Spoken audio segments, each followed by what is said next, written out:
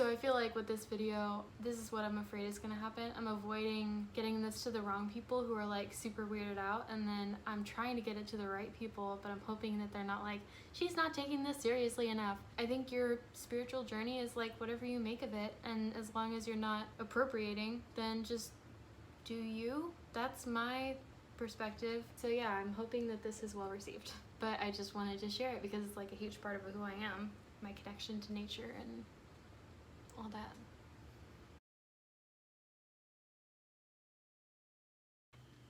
I always forget to rhyme it. Okay, here we go. Hey there, I'm back with my purple hair, and today we're talking about my Samhain bucket list. 2020 October just feels like really special, and I wanted to fit it all in. And really quick, it's not gonna be quick. I'm gonna try to be quick about my relationship with like the pagan calendar. At the time in October 2020 when I filmed this, I was still quote unquote Episcopal, and I was trying not to be an outcast, and so I was trying to reconcile what I internally believed and trying to like make that fit into Christianity somehow. I eventually became more true to myself and let go of what others thought. This video kind of skirts around some topics within paganism, like an altar, I don't call it an altar, and stuff that I eventually came to embrace. I'm kind of explaining away because I'm trying to be like, I'm not calling on the devil, I'm just like practicing mindfulness basically. In this video I reference Wicca, but I'm not Wiccan, I'm a barely practicing pagan, basically agnostic, plus the wonder of nature and mindfulness. I could have redone this video, but I liked it, and it's kind of fun to see how I've grown in the time since I filmed it.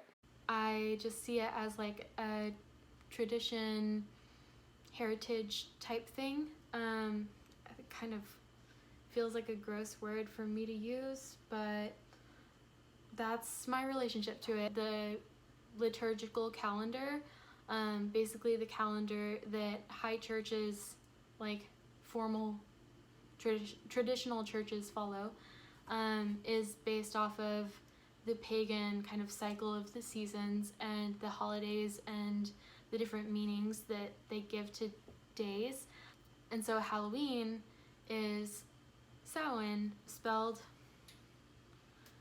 and it's, I believe, Celtic, Nordic. I'm just going to very loosely go into the origins and basically state what's relevant for what Samhain means to me and how I practice, because that's what this video is really about, and there are much better resources that I'm going to link below if you're interested in learning about it more comprehensively. At the time of filming, I was studying historiography of early modern Europe and learning about the reliability of commonly accepted or previously commonly accepted historical narratives, and also learning about previously disregarded historical sources like oral history when it comes to the medicine, witchcraft, and religion of early modern Europe. Because of the issues of oppression and literacy and history being told by the victor, which is almost never women, I kind of kept going back and forth on the reliability of oral history and modern narratives when it comes to oral history of witchcraft. Both 2 years ago and now, I feel a tension between the draw of oral history and whether or not we can consider that reliable, and I don't think that there's ever really going to be an answer for that. I just wanted to give that disclaimer when it comes to things that I'm discussing as tentative facts, and it's been a part of my journey, so I just wanted to acknowledge that. Anyway, so that's kind of my relationship with it. I am just really attracted to how my long gone ancestors understood the world and connected with the wonder of nature around them and gave that meaning. So for Samhain, that would be like, you've probably heard that Halloween is when the veil between the living and the dead is the thinnest. And that's based off of the pagan tradition the like kind of Celtic, Nordic, I don't know, tradition. So October is when things start to get colder, things start decaying and dying. Plant-wise, things are just a lot more bleak, and it's a recognition that part of the cycle of life is death, and pagans incorporated and still do incorporate like what nature is doing around them into their spirituality. So pagans nowadays will reflect on like what they're going to let die, or there's like a lot of different ways that you can incorporate that, but like what in their life they want to let die, and celebrate people who've gone before them and who have passed away, celebrate loved ones, just acknowledge the presence of death and respect its place in life. And I honestly feel like the Christian cultural reaction to Halloween and to paganism and anything like that is to basically the darker supernatural is kind of weird, and honestly more dark and sinister than I feel like it needs to be. Like if you assign evil to death or to darker like spiritual ideas, then it's gonna have that weight to you. I don't know how to describe what I'm saying, but I think that the pagan approach to it is very matter of fact, and honestly I love it, and I feel like I need to incorporate it into like my personal spiritual journey. Yeah, like death is a part of life and things decay, and it feels really good to be able to acknowledge that and to celebrate your ancestors and past loved ones, kind of like a Dia de los Muertos. I just kind of take the pagan holidays and I guess like the equinoxes and the times between the equinoxes to reflect and be in nature and do things related to that season and enjoy the season to the fullest, and to journal mostly, to be intentional with my personal journey.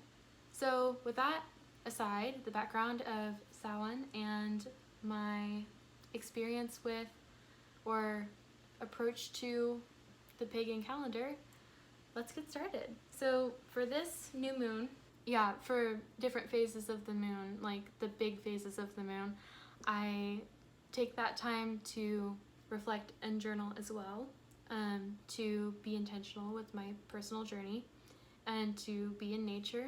And by the way, when I'm doing this at night, like going to the wilderness in the park, we have like a giant park where I live, and it has some really cool natural features, and so I just like to be there in the silence or with music or with a candle or something and take in the wonder of the season and just the wonder of nature. Hey, my phone died, so we're back.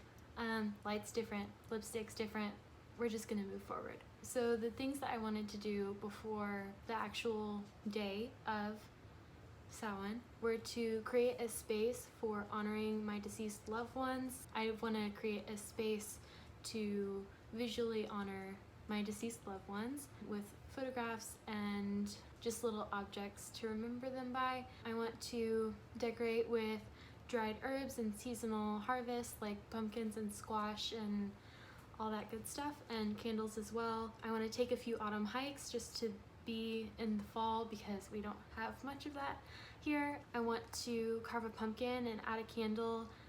This is actually, so jack-o'-lanterns are a traditional pagan thing. Harmony Nice describes it a lot better, so I'm gonna link her video below. Also, she has a lot more information about all this, and because she is an actual Wiccan, which is a religion that is derived from ancient, I guess, British paganism. And so it was like officially started in the 50s, but you know, with like Christian oppression of anything not Christian, it was probably kind of more just like an oral tradition kind of hidden type of thing. She has a lot of information on that, and she has a really good video about what she does, the origins of Samhain, and like what it means to Wiccans, pagans, etc.